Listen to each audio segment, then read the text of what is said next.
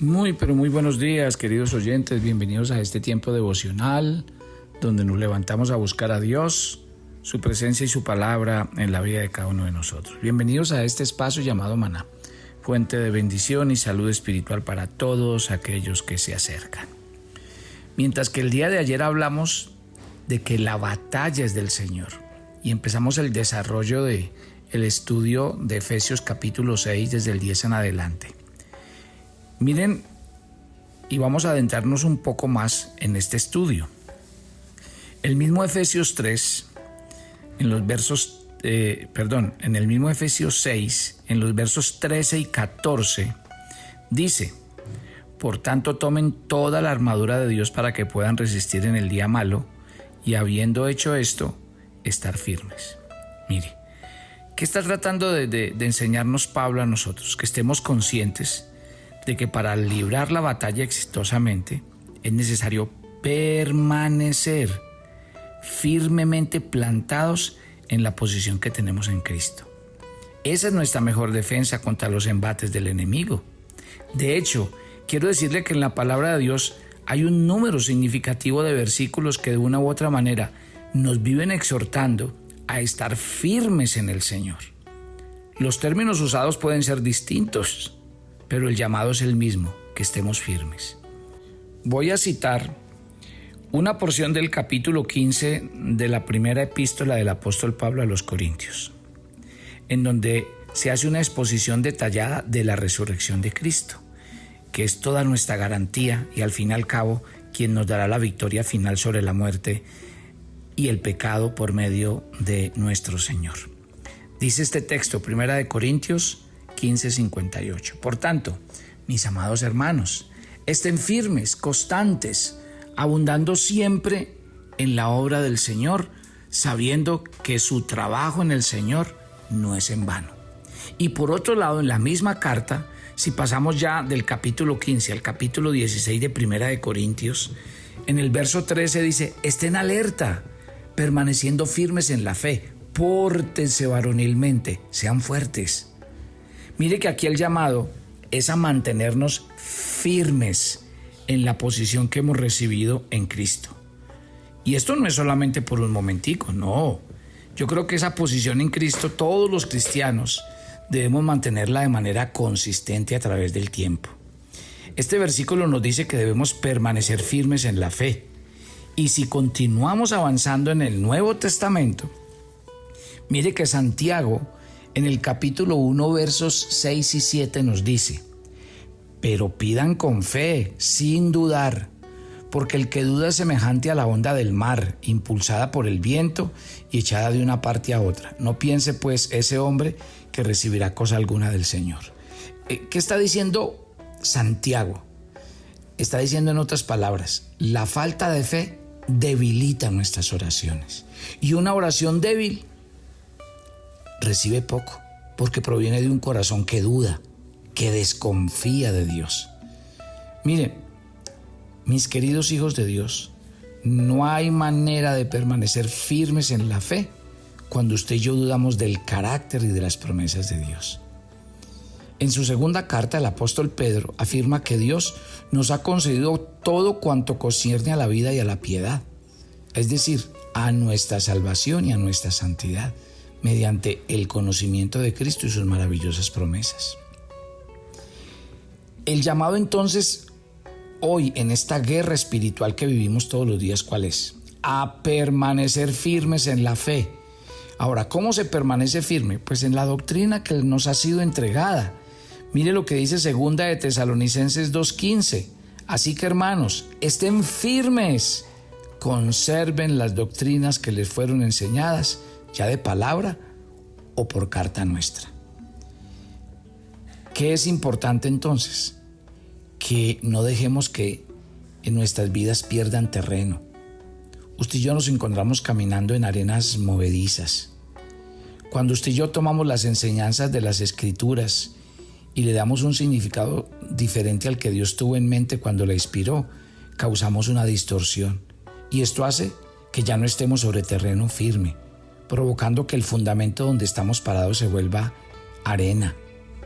Y esa es la razón por la que usted y yo debemos comprometernos a defender la verdad y no negociar la doctrina bajo ninguna circunstancia.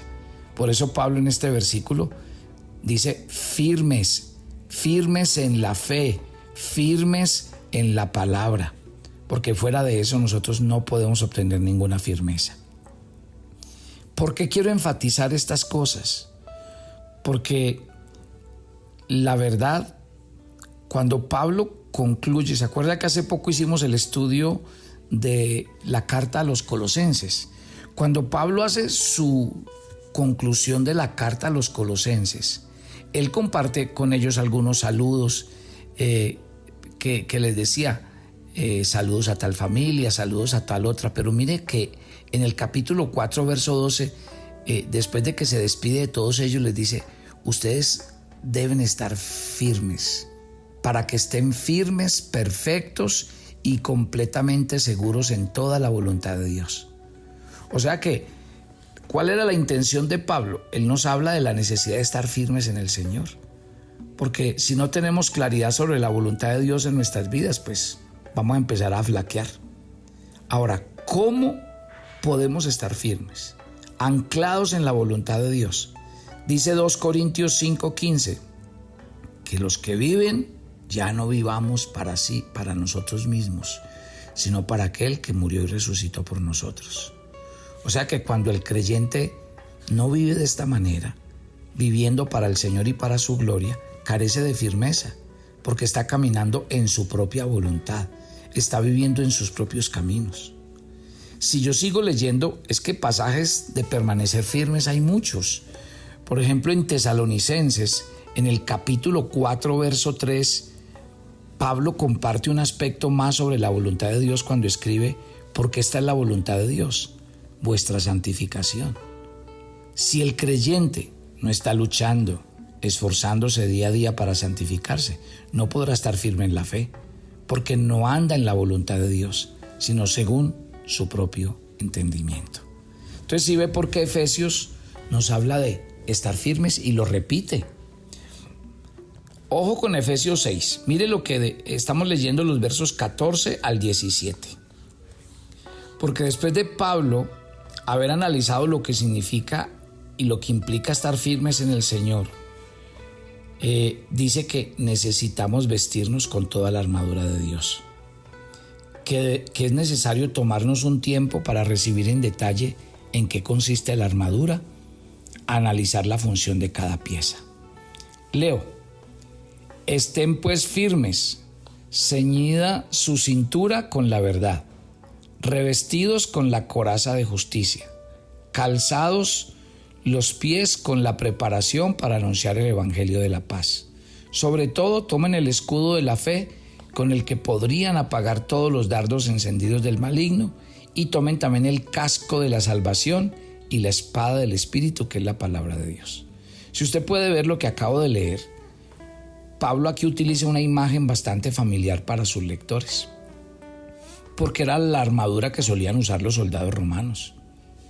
Y él dice que así debe lucir un cristiano que está preparado para defender su posición en Cristo en esta guerra espiritual. Note que la primera pieza de la armadura de Dios es la verdad, con lo cual estamos llamados a ceñirnos la cintura, dice. En aquella época, las vestimentas consistían en túnicas holgadas que eran sujetas al cuerpo con un cinto o con un cordón. En el caso de los soldados, el cordón era elemental porque sostenía toda la armadura. El cordón servía para ajustar la túnica al cuerpo, ya que una vestimenta holgada podría convertirse en un obstáculo para el buen desempeño del soldado en medio de la batalla. Pero también servía para sujetar tanto el pectoral como la espalda del soldado. Ambas piezas esenciales de la armadura. De ahí que algunas versiones de la Biblia traducen Efesios 6:14 de la siguiente manera: defiendan su posición poniéndose el cinturón de la verdad. Así lo dice la Nueva Traducción Viviente. Qué belleza, ¿no?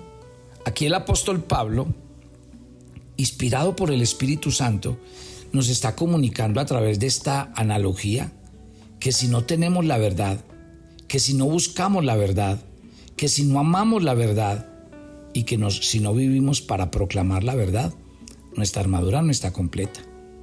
Usted y yo fuimos a vestirnos toda la armadura de Dios, pero sin la verdad, sin la palabra de Dios, no podemos permanecer firmes en medio de la batalla, porque el cinto de la verdad es lo que sujeta las demás piezas de la armadura.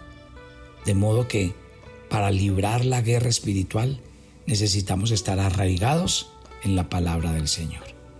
Mire, aquí hay varias cosas que la palabra de Dios nos dice acerca de la verdad. Una de ellas es que Dios desea que la verdad esté presente, incluso en lo más profundo de nuestro ser. Vemos esto en uno de los salmos del rey David, que en un momento, cuando él quiso ocultar su pecado para que la verdad no saliera a luz, pero mire, él reconoció. ¿Qué reconoció? Salmo 51:6. Tú, hablando de Dios, deseas la verdad en lo íntimo. En otras palabras, David entendió que aunque nadie se enterara de su pecado, todavía él tenía el mismo problema, ya que su problema no era con la gente, era con Dios. Del mismo modo, déjeme decirle a usted esta mañana que escucha este tiempo devocional, aunque nadie más sepa que no estamos viviendo en la verdad, Dios lo sabe, y eso es lo más suficiente. El Salmo 86 registra una petición que nos muestra algo más acerca de la verdad. Esa petición se dirige a Dios y el salmista dice: enséñame, Señor, tu camino, andaré en tu verdad. Salmo 86:11. O sea que el hecho de que David le pidiera al Señor que le enseñara a andar en la verdad es evidencia de que realmente entendió la importancia de la verdad. Usted y yo tenemos acceso a la verdad de Dios revelada en su palabra, pero frecuentemente no somos capaces de ver toda la verdad aún leyéndola. Es por eso como David le pide al Señor que nos enseñe la verdad para caminar conforme a ella. Con relación a la verdad, el Salmo 145 nos enseña lo siguiente: el Señor está cerca de todos los que lo invocan, de los que lo invocan en verdad. Y este pasaje de invocar a Dios en verdad tiene dos connotaciones, porque estamos invocando a Dios como el Dios verdadero de las Escrituras, pero también estamos invocando a Dios con sinceridad. ¿Qué quiere decir? Sin tener un corazón dividido. Sinceridad, que Dios quiere que realmente seamos de una sola pieza. Cuando la palabra de Dios dice que el Señor está cerca de los que lo invocan en verdad, no se está refiriendo a una cercanía geográfica. Esa cercanía en términos bíblicos es una disposición de parte de Dios a bendecirnos, a guiarnos, a darnos discernimiento para entender y conocer su voluntad. Por eso, querido hijo de Dios, de ahí la importancia una vez más de permanecer firmes en la verdad. Mañana hablaremos de los otros elementos, pero deje que Dios esta mañana lo ponga a reflexionar a usted. ¿Tiene usted ceñido el cinturón de la verdad? ¿Se lo ciñe usted firmemente para que el resto de la armadura esté firme y esté en su lugar correcto? Padre, yo te doy gracias por esta mañana. Qué alegría poder entender que el secreto de esta guerra espiritual que nosotros vivimos todos los días es estar firmes. Muchas veces los cristianos estamos pisando en arenas movedizas, nos estamos metiendo en terrenos que no fuimos llamados, y eso hace que terminemos desviando nuestros pasos y que terminemos presa del enemigo. Yo te pido en esta mañana que esta oración que hacemos nos permita entender que la palabra de Dios es la única de la cual nosotros nos podemos aferrar. Por eso fue que el Señor Jesús, cuando habló en Mateo capítulo 7, del 24 al 28, dice: el que oye estas palabras y las pone por obra, lo voy a comparar como al hombre que edificó su casa sobre la roca. Porque es que ahí está el secreto de nuestra firmeza, de no apartarnos, de estar firmes, de no mirar atrás, de no desviarnos, es estar siempre ceñidos con la palabra de Dios en nuestra mente y en nuestro corazón. Esa es nuestra tarea y es nuestra responsabilidad diaria. Gracias, Señor, por cada oyente de Maná, Y te pido que estas palabras nos den la sabiduría y nos den lo que necesitamos para mantenernos cada día firmes y nunca apartarnos de ti ni de tu palabra. Que Dios los bendiga en este día, que su presencia los acompañe, que Dios bendiga su vida, su salud, su trabajo, su familia, y que en todo lo que emprendan y hagan la buena mano de Dios los guíe y los pastoree. Nos encomendamos a ti y pedimos tu bendición en Cristo Jesús. Amén y amén, y yo los espero mañana. Bendiciones para todos. Toma tu agenda devocional Maná. El pasaje sugerido para la lectura en tu devocional personal el día de hoy es 2 Corintios 5, del 1 al 10. Nuestro objetivo acá en la tierra es agradar al Señor mientras estemos en este cuerpo mortal. Por eso vive siempre para agradarle y anhela estar en el hogar celestial con Dios. Te invitamos ahora a que respondas las preguntas que encuentras en tu agenda, que te llevarán a conocer cada vez más a Dios y crecer en tu vida espiritual. Y para confirmar tus respuestas, visita nuestra cuenta de Facebook Devocional Maná.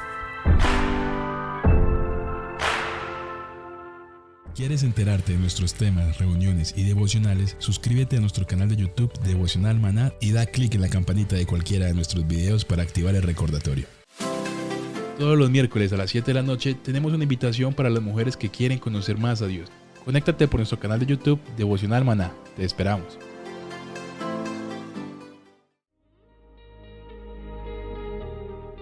El maná era diario. Se recogía muy temprano en la mañana. Cada uno recogía según su necesidad y se recogía por familias. Muy pero muy buenos días. Bienvenidos a este tiempo devocional donde nos levantamos a buscar a Dios, su presencia y su palabra en la vida de cada uno de nosotros. Maná, el alimento espiritual diario que no puede faltar en nuestras vidas. Conduce